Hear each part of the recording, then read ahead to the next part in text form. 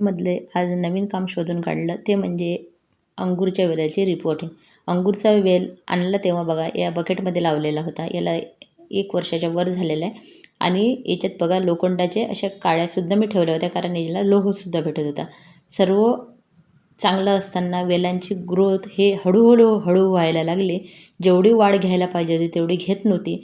त्याच्यामुळे मला काहीतरी प्रॉब्लेम वाटला आणि हे झाडं आपल्याला सांगत असतात आणि ते लक्षात येते जेव्हा तुम्ही बागकाम करत राहता. हळूहळू अनुभव मोठे होतात तेव्हाच हे लक्षात येते.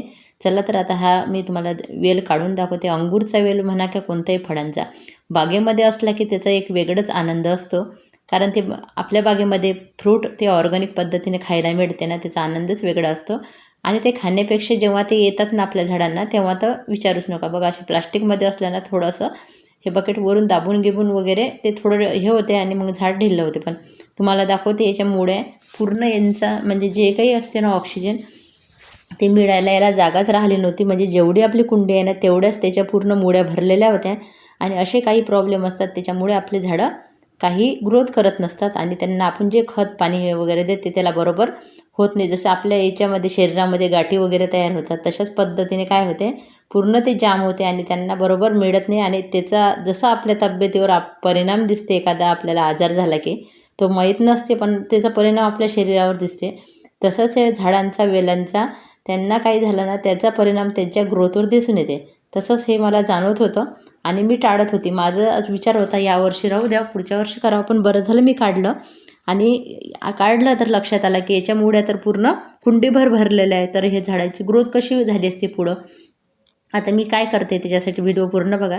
हळूहळू माती थोडी मोकळी करते आणि हळूहळू वेल काढायला प्रयत्न करते, कारण बरेचदा काय होते घाईनं वेल ओढल्यामुळे तो तुटून येते आणि मग ते लावण्याचा थोडा लागेल का नाही लागेल हा प्रश्नच उभा राहतो. कारण असं मला पेरूच्या झाडासोबत झालेलं आहे घाई केल्यामुळे.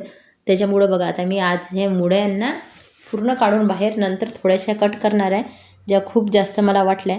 तसे अंगूरच्या वेलाची पण कटिंग लवकर लागते, त्याच्यामुळे हा वेल खराब होण्याचा प्रश्नच येणार नाही. पण तरी पण थोडी काळजी घेऊन वेल बाहेर काढते आता आणि तुम्हाला दाखवते या वेलाची कशी अवस्था झाली होती. तर आपले बघा जेवढी आपली कुंडी आहे ना तेवढे ह्या पूर्ण दिसते आणि तुम्हाला ह्या पूर्ण मुळ्यांचं जाळ एक प्रकारे तयार झालेलं होतं. आणि याच्यामुळेच आपल्या वेलाला आता पुढं ग्रोथ घ्यायला जागा नसती राहिली. त्याच्यामुळं हे काम केलं ना मी, हे चांगलं केलं, आवश्यक होतं. हळूहळू बघा आता याची माती दूर करते, कारण पूर्ण मुळ्यांच्या आत आजूबाजूनं मातीन पूर्ण मुळ्या भरलेल्या आहे. आणि खालच्या साईडच्या ज्या मुळ्या राहतात ना त्या आता कट करून घेते. एखाद्या मी कुंडीत किंवा एखाद्या मोठ्या ग्रो बॅगमध्ये लावलं असतं ना भरपूर वेस्ट याच्या खाली भरलं असतं. पण आता मला कॅरीमध्ये लावायचे आहे म्हणून आजूबाजून थोडे सुकलेले पानं टाकते, कारण कॅरीमध्ये आधीच वेस्ट भरपूर आहे. कारण माझ्या कॅरी जेव्हा केले होते ना तेव्हा मी वेस्टचा उपयोगच केलेला होता, कारण मला तेव्हा बागकामाची सुरुवात करायची होती, मातीची कमतरता होती. मी जे भाजीवाले वगैरे यायचे त्यांच्याकडे ज्या उरलेल्या भाज्या राहायच्या किंवा वेस्ट राहायचं त्याचं मटेरियल ते सुद्धा ते कॅरीमध्ये टाकलं. हळूहळू मातीची गुणवत्ता वाढते, लगेच रिझल्ट मिळत नाही. त्याच्यामुळं आता मात्र त्या कॅरीतली माती इतकी छान झाली आहे ना, अगदी भुसभुशीत झालेली आहे. उन्हाळ्यात मी दरवर्षी त्या सुकलेले पानं मिक्स करून ठेवते आणि परत अशा पद्धतीने दरवर्षीच्या वर्षी केल्यामुळे एक ऑर्गॅनिक बागकाम तर होतेच, पण मातीची गुणवत्ता वाढते. बघा आता हे खालच्या मुळ्या आहे ना थोड्या कैचीच्या साह्याने थोड्याशा कापून घेते आणि मग आपल्या वेल करते. अर्ध्यापेक्षा जास्त मुळ्या कापू नका, त्याच्यामुळे झाड तुमचं डिस्टर्ब होईल. फक्त खालच्या मी कापणार आहे आणि थोडीशी माती मोकळी करून लावणार आहे. आणि पुढं व्हिडिओ पूर्ण बघा मी कशा पद्धतीने लावते वगैरे. आणि तुम्ही पण या टाईमला आहे ना आधीचे जुने झाडं असते ना परमनंट त्याला तुम्ही रिपोर्टिंग करू शकतात, कारण आता याच्यानंतर खूप उन्हाळा सुरू होणार आहे आणि हा ऋतू चांगला राहते नवीन पालवी फुटण्याचा.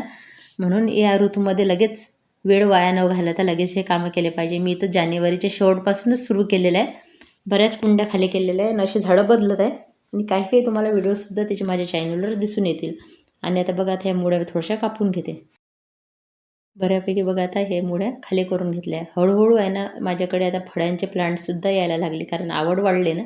आता एवढं बघा एवढं झाडं मी काढलेलं आहे बाहेर आणि आता याची माती काढून कॅरीमध्ये लावते.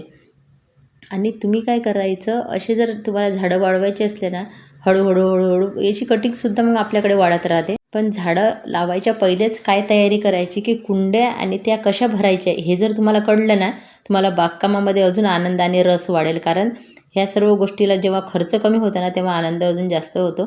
आता बघा याची माती पण वाचेल. आता दुसरा आनंद हाही असते की आपण पहिल्या कुंडीतली माती खूप वाचवतो जेव्हा वेस्टचा उपयोग करतो. आणि आता बघा आता हा वेल मी असा एवढा मोकळा केला. चला आता मी लवकरात लवकर लावून घेते आपल्या कॅरीमध्ये. आणि मी जास्त खताचा वापरसुद्धा करत नाही. आता थोडंसं खत आहे ऑर्गॅनिक तेवढं टाकते साईडला आणि बाकी आपल्या वेस्टचा वापर करते. चला तर दाखवते पुढे.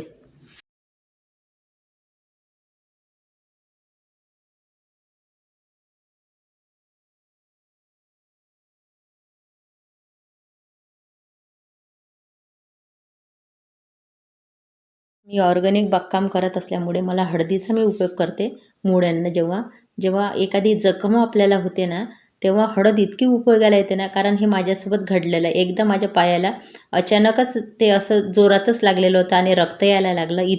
खूप जास्त हळद त्या एका ताईनं माझ्या पायाला भरली आणि 3 दिवसात माझी जखम चांगली झाली. तर मला तेव्हा खूप नवल आलं होतं. तसंच झाडांचं सुद्धा आहे, म्हणून मी हळदीचाच उपयोग करते बागेमध्ये. आणि आता सुकलेले पानं साईडला ठेवते याच्या बघा.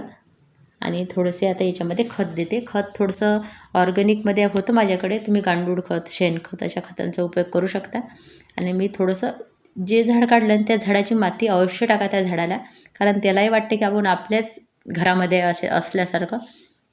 म्हणून मी ती माती आता थोडीशी त्याला वरून लावते. आणि आता याला सर्व लावल्यानंतर छान मी हे दाखवते बघा गांडूळ किती आहे माझ्या मातीमध्ये. कारण ऑर्गॅनिक बागकाम कराल तर तुम्हाला काही करायची गरज पडणार नाही. हळूहळू तुमची मातीची गुणवत्ता वाढेल आणि एक नैसर्गिकरित्या आपलं ऑर्गॅनिक बागकामाकडे आपली वाटचाल चालू राहील. आता बघा अशा पद्धतीने साईडला माती टाकून घेते. एप्सम सॉल्ट टाकून थोडंसं पाणी देते. हे थोडंसं खत होतं ऑर्गॅनिक माझ्याकडे, ते थोडंसं साईडला टाकलं. छान ब्लॅक कलरचं जुनं खत वापरलं ना, ते अजून चांगलं राहते झाडांसाठी. आणि हे वेलांची आता 100% सांगते याची ग्रोथ खूप छान होणार आहे.